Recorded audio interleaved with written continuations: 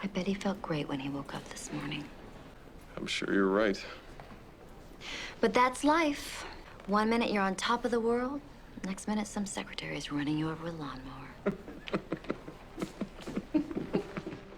Mad Men is very far from being a graphic, violent show, which is why this lawnmower accident from Season 3, Episode 6, Guy walks into an advertising agency, really stands out. We all remember this shocking moment, but today, I wanted to analyze what I think this episode is really about, beyond that jaw-dropping accident. The scene is viscerally painful to watch because of the violence, but it's extra painful because the entire episode is centered around the emotional pain of unexpected change. Dawn, Joan, Lane, Guy, of course, and Sally all have to deal with the pain of things not going according to plan, the emotional pain of having your life redirected without your consent. So let's analyze how Season 3, Episode 6 presents this experience of uncomfortable change for our characters visually and symbolically. If it's your first time here, my name is Quentin. I'm a writer, a teacher, and sometimes performer. It's time to look at the compelling artistry of Mad Men yet again. And don't forget to hit that like button and subscribe for more videos like this one. Let's get into it. So let's first discuss the formal aspects I'll be exploring when analyzing the representation of painful, unanticipated change for our characters. We'll be looking at the use of low-key lighting, primarily lit by a single source, and a little bit of color symbolism with the use of red and green in characters' attire. The emotional and thematic connotations of low lighting in media are very similar to using dark, shadowy lighting. Using only a single light source to illuminate a scene typically proliferates secrecy, uncertainty, emotional darkness, and psychological intimacy with our characters, as if we're witnessing them in a private moment not meant to be out in the open, with multiple light sources illuminating it. There are actually a few easy-to-miss references to the phenomenon of light in the dialogue in this episode. I know, you're not Thomas Edison. What are you afraid of? I'm afraid of what's going to happen when you turn off the lights. Pick up your room, we'll get you a nightlight. Go lay down. I'll undress you. Just let me close the light.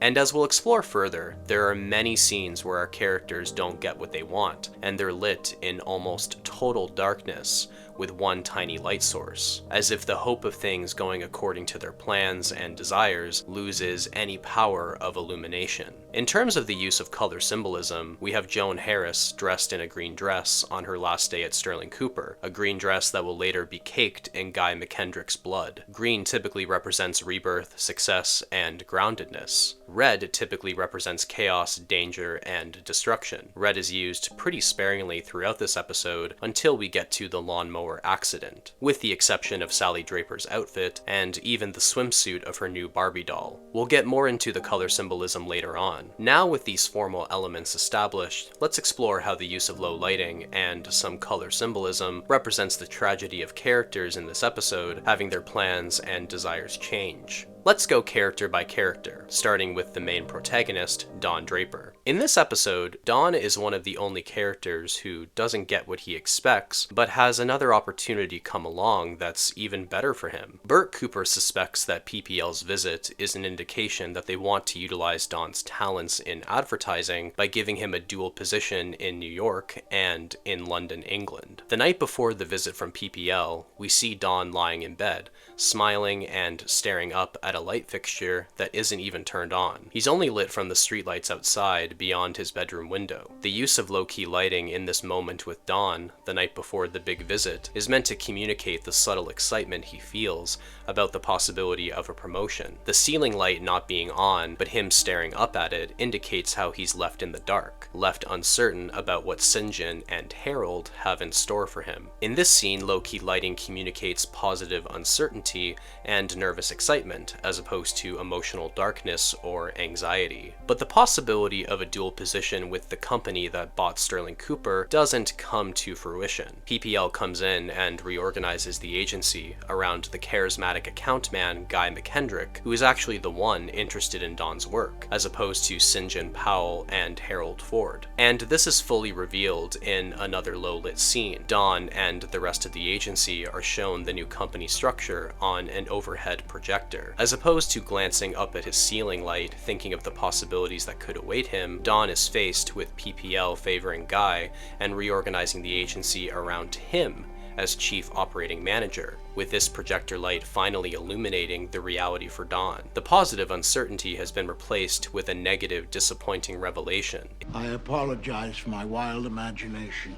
Dawn isn't happy at all about the reorganization, but an even better opportunity comes around for him, meeting with the hotel magnate Conrad Hilton, who expresses an interest in Dawn creating a campaign for Hilton hotels. We don't see Dawn again in low lighting until the very end of the episode, when he's comforting Sally's own sense of not getting what she expected. For Dawn, it's as if one light goes out, but another one turns on. One opportunity doesn't happen, but another one arrives. And as we know in the end, PPL's reorganization of Sterling Cooper never happens, and Dawn gets to stay exactly where he is in the company hierarchy, but now with the potential for creative business from Conrad Hilton. And speaking of characters not getting what they want at first, but then having their luck turn around, Lane Price anticipates professional approval from his bosses at PPL during their visit. And indeed, he earns that approval. Although it's not made explicitly clear what Lane was expecting to happen after their walkthrough of the agency, but he definitely wasn't anticipating being sent to Bombay, India. Bombay?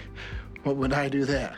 Well, hopefully the same thing you accomplished here. Lane's family has just begun to settle into living in the United States, and he enjoys New York. But because he did his job so well, PPL wants to quote-unquote reward and challenge him by making him replicate his success on a completely different continent. Lane is far from happy about this relocation, but he's not assertive enough to negotiate with St. John and Harold. He just swallows his feelings and accepts the promotion, despite the clear inconvenience and disruption to his family life. The news that Lane will be sent to Bombay is shared with the rest of Sterling Cooper in the low lighting of the overhead projector as they announce the restructuring. The uncertainty and emotional darkness as represented by this low lighting is on full display as Lane graciously, but very reluctantly accepts applause for his promotion. He doesn't want to relocate, but he's resigned to the uncertainty and the difficulty. After all, according to PPL, Lane's best quality is his obedience to their authority. However, like Dawn, Lane's luck turns around at the expense of Guy McKendrick's foot. It's a terrible tragedy.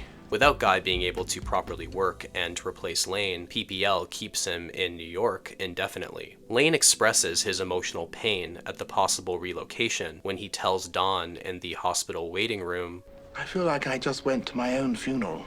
I didn't like the eulogy.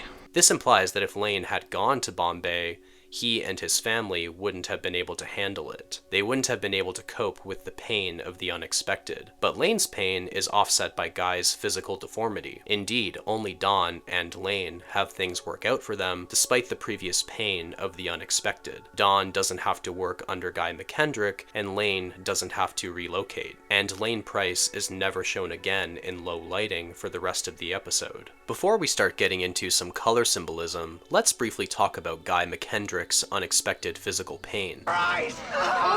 In many ways, Guy is hardly a character, more like a figure invading the status quo of Sterling Cooper. The British are coming. He's even objectified in the way people at the agency speak of him. That is a very handsome man.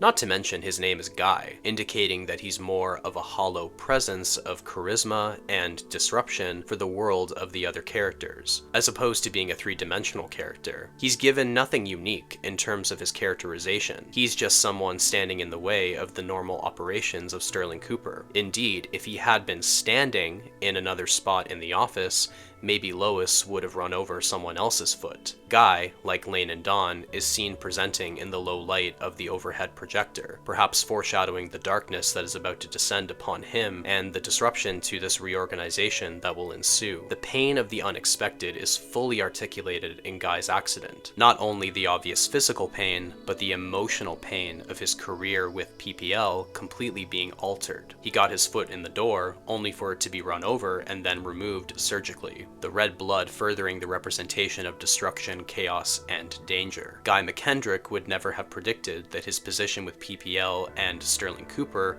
would end due to the negligence of a secretary driving a lawnmower inside. Losing your new position because you lost your foot is the pinnacle of hurting from the unanticipated. Narratively and thematically, it makes sense that Joan Harris is the one to spring into action and help Guy. She receives some unexpected news the night before the PPL visit, in the low light of her apartment living room. Her husband Greg failed to be promoted to chief resident, and is even told to forget about being a surgeon since he has no quote-unquote brains in his fingers. Joan is in disbelief. Not only did Greg not get promoted, but now he has to rethink what kind of medicine he wants to pursue. This puts Joan in a very unexpected position. She just quit Sterling Cooper thinking Greg would provide for both of them as a surgeon, but now she's forced to find another job. She turns off the light in their living room as Greg drunkenly lies down. The darkness and secrecy of the unexpected engulfs her in this composition. The light of anticipation of a new life with Greg dies out, and now all that's left is the darkness of the unexpected. But even so, Joan wears a green dress the next day. It's as if she's still trying to feign success, groundedness, and renewal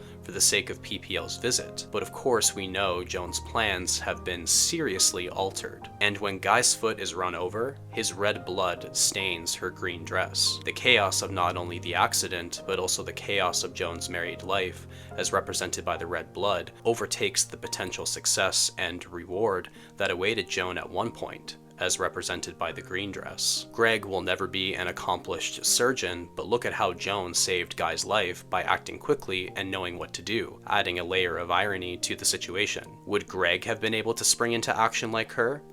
Doesn't really seem like it. Joan really doesn't need Greg or any other man, but she wants to have that traditional marital dynamic. But the inadequacy of her husband's abilities compromise her internal and external goals unexpectedly. Now she's without a job and covered in the blood of the unexpected. Nothing has gone her way in this episode. To finish off this analysis of characters not getting what they want, let's look at a character who we begin and end the episode with, Sally Draper. With the tragedy of her grandpa Gene's death and his name being bestowed upon her new brother, Sally is experiencing a double whammy of painful change. Not only have her feelings about her grandfather's death been dismissed by her parents, but now there's suddenly a new sibling sleeping in what used to be her grandfather's room. She's understandably disturbed by this, with her anxiety manifesting in several compositions of her in low lighting. Unlike the adult characters, Sally doesn't have the tools yet to rationalize change. She can only feel it. The episode opens with Sally insisting that Dawn leave the light on in her room,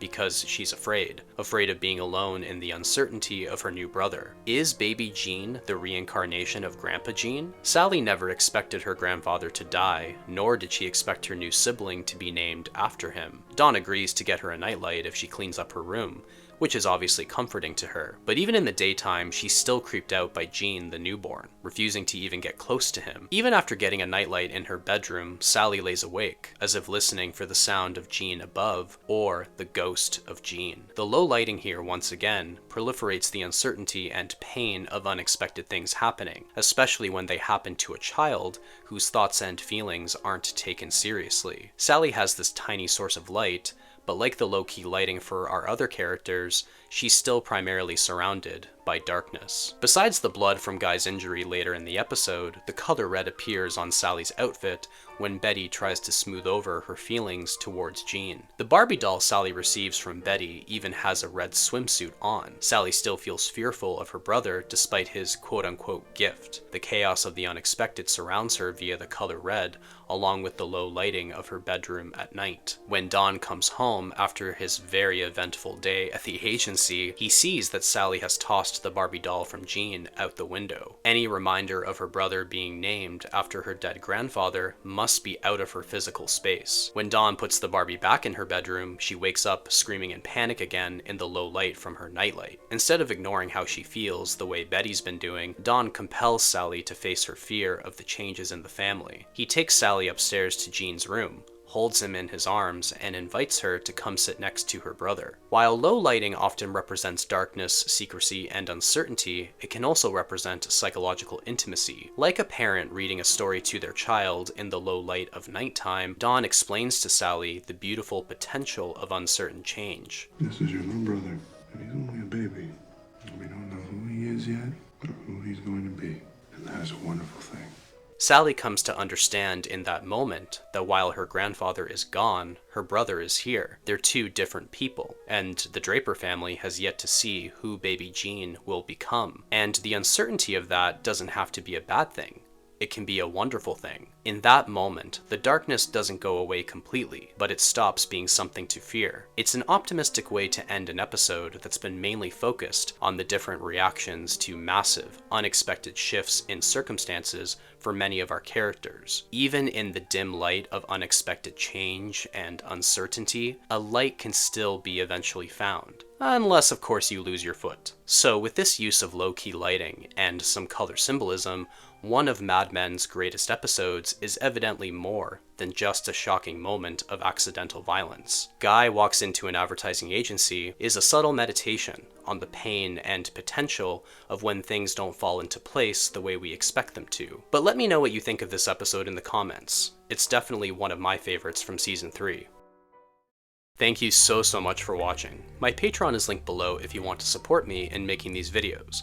Or hey, why not throw me a tip by clicking on the 3 dots below? Or you can become a member of the channel. You can earn some badges and get early access to videos like this one. Any amount you can afford helps a lot. Thank you. A very special shout out to our latest channel members: Aperture Ace, Ryan Ellis 7842, Ludwig Baxas, and Kuang Luiu 2702. Welcome to the channel. Let's thank all of our other channel members: Nenny Moan, Beatrice Paz 367, I Am Junebug, Tesla Stucky, Andrew Nguyen 4408, Mesmerize the Imp, Berkeley Krieger 3601, Linda Helfacree, Broke Cooking, Haley's Crafts 18, Cher Unlin, Bullet Hole Johnny, Daisy 11241, LJ Ramsey 1689, and Nico Nets 4971. Thanks for the continued support. Don't forget to hit that like button and subscribe.